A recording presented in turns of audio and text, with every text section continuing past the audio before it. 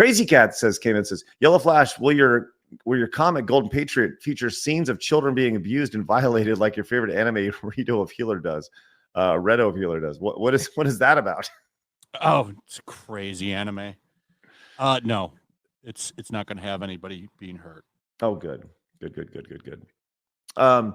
That was Crazy Cat sending a super chat to side scrollers. And for those who don't know, super chats are sort of like tipping a waiter or a waitress, only it's to a YouTuber. And it allows you to ask them a direct question, or maybe even just make a comment, because if you have a lot of people in the chat, they're probably not going to see it. There are many people who've made careers off of receiving super chats. And for fans, a super chat is almost like a VIP all-access pass, where they're being pulled up onto the stage live during a concert, because now they're getting to ask a question and everybody gets to see it in the audience. That was at least the idea behind super chats, but it is very much a double-edged sword, because it also gives haters and detractors an opportunity to jump live on stage and humiliate their least favorite internet personality, and sometimes these anti-fans are a lot more zealous than your supporters. A prime example is from this clip here, in which an account called Crazy Cat was super chatting side-scrollers, asking Yellow Flash about his very strange taste in anime, and about whether his comic book would also feature scenes where minors were being preyed upon by adults. This question seemed to make Flash and also his co-host very uncomfortable. It also may have driven a wedge between Flash and some of his audience who may have not been aware that he had previously supported an anime, which had a very heavy focus on a protagonist which would repeatedly sexually abuse minors, something I covered in a previous video. This wasn't Crazy Cat's only stunt on side-scrollers. We're going to get into the Dr. Disrespect stuff for sure. And Crazy Cat says, hey, Gothics, what's your husband's favorite Rippaverse character? I think he said he likes Isom. Crazy Cat says, what is this a bit or something? You're probably going to get people who are genuinely curious, but I think 90% of them just want to troll. Well, we'll take your troll money. Fire away. Let's go. Crazy Cat says, hey, Gothics. Here we are. Hey, we'll take your troll money. Once again, hey, I'll tell you what. I will read all super chats to Gothics about her husband only over $50. Congratulations. Outside of that, they'll just get if I don't say anything, will they send you more money? Because I won't say anything. I love it. Sounds good for Montez. Thanks, Mercenary. Crazy Cat over here. We have more questions that Crazy Cat is trying to fire away. Mm-hmm. Thank you for that, Crazy Cat.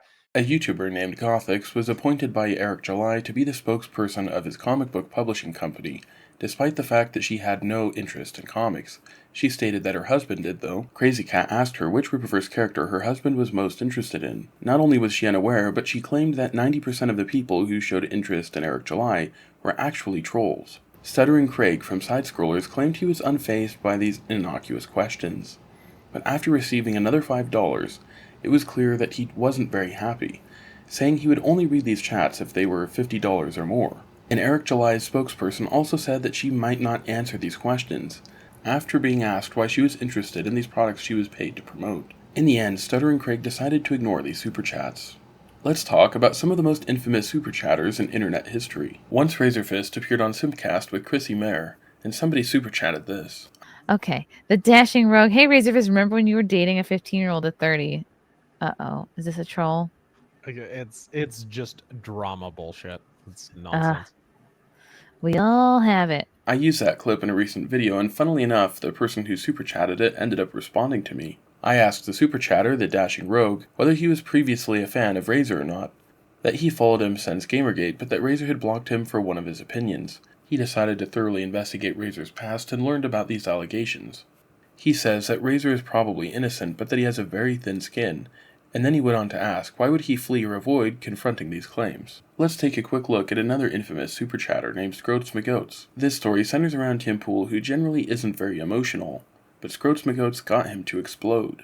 Scroats McGoat says, last night as a member, if Tim doesn't disavow Eliza tonight, get the out, Scroats McGoat. You can cancel right now and see you later. You will never wave money in my face and make me disavow anybody, especially someone I care so little about, Eliza Blue. She's been on the show 2 times. If you're going to cancel because I won't do what you say, you shouldn't have been here in the first place. Bye-bye. Don't let the door hit your ass on the way out. All right, what else do we got? DJ Zeno says, unsubbed on members only after over a year. Here's $5 FU for, I'm pretty bummed. Thought you stood against censorship. Hope you change. See you later, buddy. Look, sad to see you go, but I will never cater to a mob. And that's it. This all centers around a controversy involving Eliza Blue. Eliza built a career off of claiming that she was a victim of sexual assault. She appeared on Tim Pool's show and claimed to have a smoking gun, proof that Andrew Tate was indeed guilty of many crimes. I haven't investigated this whole Andrew Tate situation, so I can't really dive into the intricacies there about whether or not I think he's guilty. But Eliza ended up not being a very good presenter of her case, as she claimed that she had direct proof. All she had was an emotional statement from alleged victims. This Tim Pool appearance caused many people to dive deeper into her situation, and many small accounts and large creators believed that Eliza Blue was very disingenuous, and many even argued that she was a fraud, that she had never actually been sexually assaulted. This speculation was fueled as she ended up removing several tweets and videos by prominent internet personality Brittany Venti and others. I don't really think the story was significant or worth covering much more, though I will point you to this one clip from her Tim Pool appearance. It's like you're on a train and a guy grabs a woman and throws her down. Yeah. And he's on the train raping her. And there is people saying, like, if I intervene, not only will I get hurt, but I'll get arrested. I'm not doing it. That's crazy to me. Maybe I'm wrong. I've never seen a sexual, I don't, well, let me make sure I'm not, I don't think I've never been in that situation. If you notice, Eliza Blue said that she had never experienced sexual She didn't finish the word, but if you type in sexual you'll find that the most common response is sexual assault, and I honestly don't know what else she was trying to say. In my opinion, Eliza Blue is probably a fraud. Essentially, people felt that Tim Pool was noseguarding for Eliza Blue, and they were wanting him to denounce her. Tim Pool said he wouldn't do that, and there was also a bit of a conflict between him and the quartering. This culminated in his meltdown with John Rich. The Eliza Blue saga isn't nearly as interesting as the Chronicles of Eric July. Let's take a quick look at a super chatter who likes to rib him a little. Let's bring up another infamous super chatter, Young Clippa, aka Riley. Young Clippa ended up having several Twitter feuds with Eric July. So Eric called Riley fat, and Riley responded by saying that Eric had unkempt shoulder hairs, and that he would clip them, adopting the moniker of Young Clippa. He even jokingly said that he was now the CEO of another company, the Clippaverse, a parody of Eric July's Rippaverse. He even made these t-shirts with this logo, which was a parody of Eric's logo. Eric still felt it was too derivative even though it was a joke. I explained this further in a video over here. Eric July sent a complaint to Teesprings and they took Riley's t-shirt down. Infuriated, Riley sent $50 of super chats to Eric July, which Eric deleted. Riley decided he was going to get his super chats to Eric one way or the other. Alright, Eric, ignore those super chats, you son of a bitch.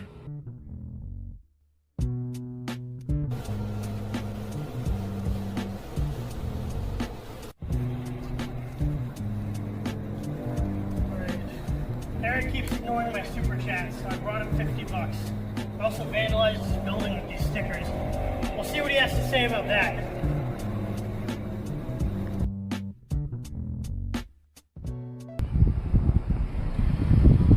It seems it was a significant event in changing many people's minds about Eric July. Listen to how this stunt had affected Shane Davis, the artist behind Superman Earth 1. Now you're Alex Stein in it. It's like now you're just muddying the water because it's, well, I mean, we all laugh and applaud Alec when he does it. Yeah. So now I'm thinking about that, and it's like, but don't, I mean, he's getting views. I don't know. Trolls, views. I don't know. That page looks good. Thanks, man. Hatch450SX says, place Alex went was public. Rip is not public. This statement right here buried him. He is admitting to actual malice and threats of further action. No, I know he is. Hang on. Okay, the place Alec went was public.